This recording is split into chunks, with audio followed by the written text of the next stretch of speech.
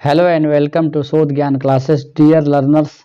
आज हम लोग शोध ज्ञान क्लासेस के अंतर्गत बाल मनोविज्ञान के 50 महत्वपूर्ण बहुविकल्पीय प्रश्नों को सीखने का प्रयास करेंगे, जो आगामी टेट एवं सुपर टेट की परीक्षाओं के दृष्टिकोण से अत्यंत ही महत्वपूर्ण है। यदि हमारे चैनल को अभी तक लाइक, शेयर और सब्सक्राइब नहीं किए हैं तो चैनल को लाइक, शेयर और सब्सक्राइब जरूर करें ताकि आगे के अपडेट आपको मिलते रहें। आइए देखते हैं इसी क्रम में पहला प्रश्न। पियाजे के संज्ञानात्मक विकास सिद्धांत के अनुसार संवेदी क्रियात्मक अवस्था कब से कब तक होती है?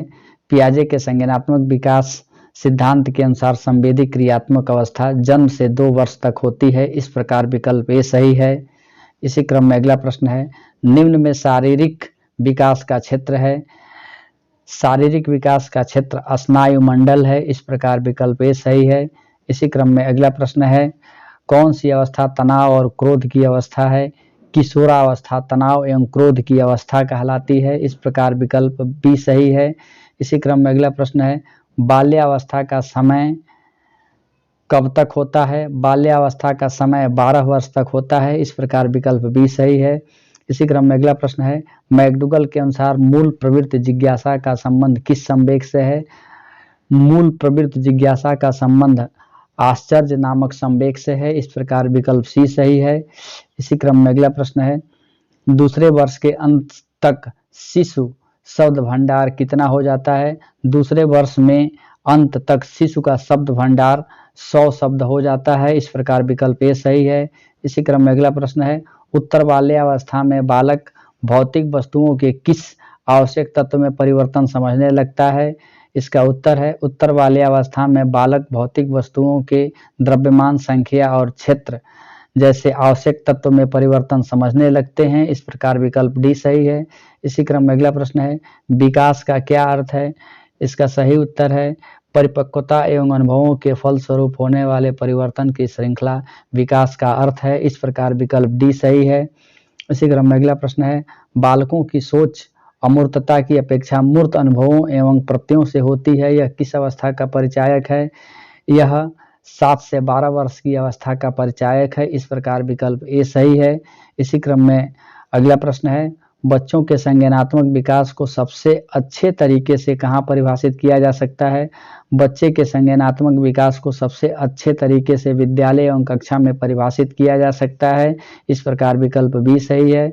इसी क्रम में अगला प्रश्न है, वह कौन सी अवस्था है जब बच्चा तार्किक रूप से वस्तुओं और घटनाओं के विषय में चिंतन प्रारंभ कर देता है? मूर्त संक्रियात्मक अवस्था में बच्चा तार्किक रूप से वस्तुओं एवं घटनाओं के विषय में चिंतन प्रारंभ कर देता है। इस प्रकार विकल्प डी सही है। इसी क्रम में अगला प्रश्न है, बच्चे की बुद्धि लब्धि 90 से 110 के मध्य है, वह किस प्रकार का बालक है? यदि किसी बालक की बुद्धि लब्धि 90 से 110 के मध्य है तो वह सामान्य बुद्धि का बालक कहलाएगा। इस प्रकार विकल्प ए सही है।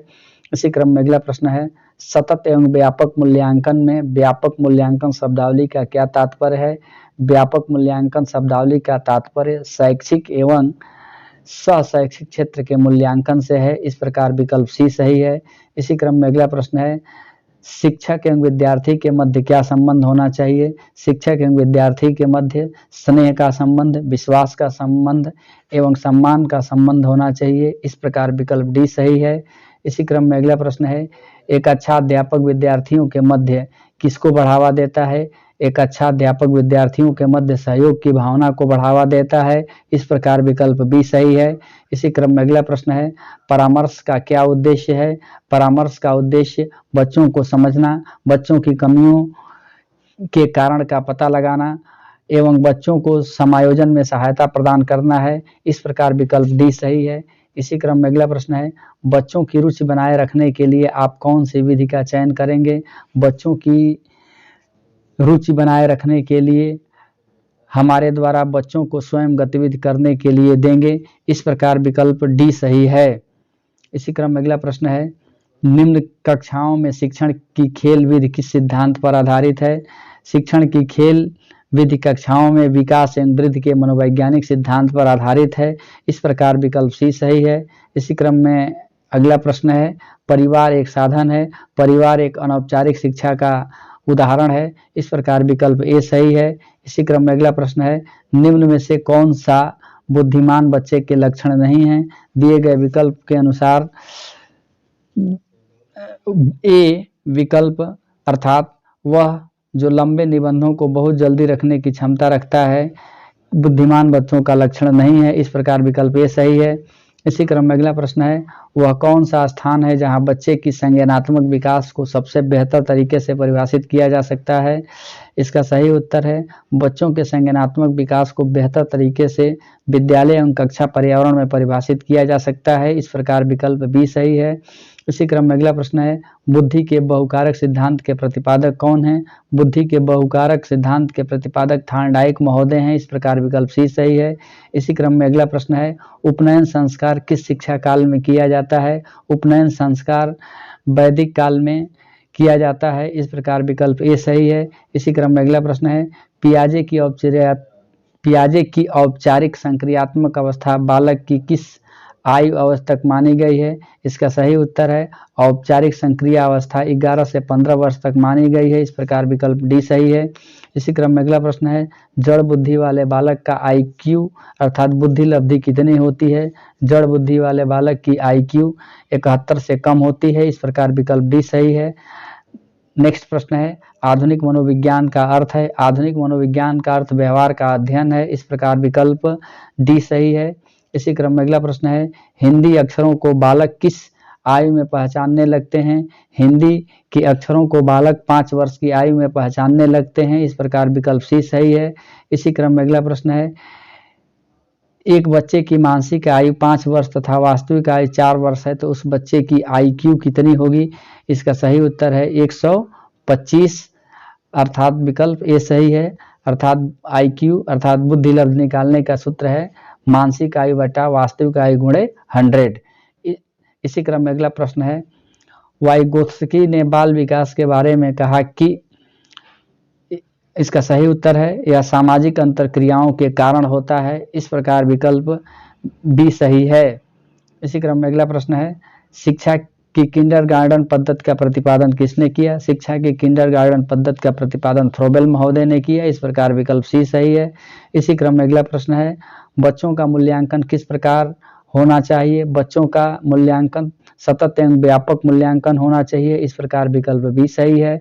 इसी क्रम में अगला प्रश्न है, जब बालक की परीक्षा द्वारा मापी हुई योग्यता के सही मूल्यांकन में स्थायित्व होता है तब उस परीक्षा को क्या कहते हैं? तब उस परीक्षा को वस्तुनिष्ठता कहा जाता है। इस प्रकार विकल्प सी सही है। इसी क्रम में अगला प्रश्न है, भाटिया बैटरी का प्रयोग निम्नलिखित में से किसके परीक्षण हेतु किया जाता है? भाटिया बैटरी का प्रयोग बुद्धि परीक्षण के लिए किया जाता है। इस प्रकार विकल्प बी सही है। इसी क्रम में अगला प्रश्न है, बुद्धि का तरल मोजेक मॉडल किसने दिया? बुद्धि का तरल मोजेक मॉडल कैटल के द्वारा दिया गया। इस प्रकार विकल्प ए सही है। इसी क्रम में अगला प्रश्न है, निम्नलिखित में से कौन सा आयु समूह परवर्ती बाल्यावस्था श्रेणी के अंतर्गत आता है?